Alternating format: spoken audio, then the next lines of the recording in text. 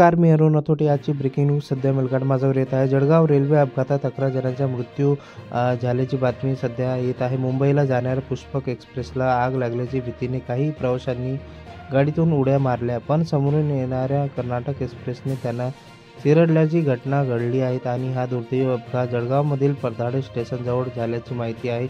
या अपघातात 8 ते 9 प्रवाशांचा मृत्यू झाल्याची प्राथमिक माहिती आहे. तसेच 40हून अधिक प्रवासी जखमी झाल्याची माहिती आहे. या ठिकाणी बचाव कार्य सुरू करण्यात आलं असून जखमीवर रुग्णालयात उपचार सुरू आहेत. मृतांचा आकडा वाढण्याची शक्यता वर्तवली आहे.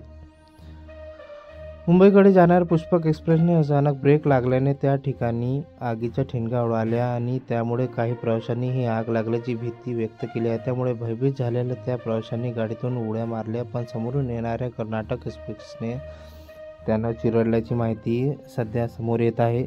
आणि हा घटनाक्रम ज्यांनी बघितला त्यांचं म्हणणं आहे की परदाडे स्टेशनजवळ आधी ट्रेनचा ब्रेक लागल्याने घर्षण झालं आणि आगीच्या ठिणगा उडाल्या.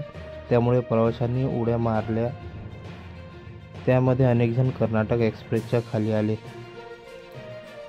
जळगावातील जिल्हाधिकारी यांचं म्हणणं आहे की या संदर्भात रेल्वे प्रशासनाकडून मदत घेतली जात असून जखमीवर उपचार केले जात आहेत आणि या ठिकाणी बचाव पथक पोहोचल्याची जिल्हाधिकाऱ्यांनी सुद्धा सांगितले आहेत.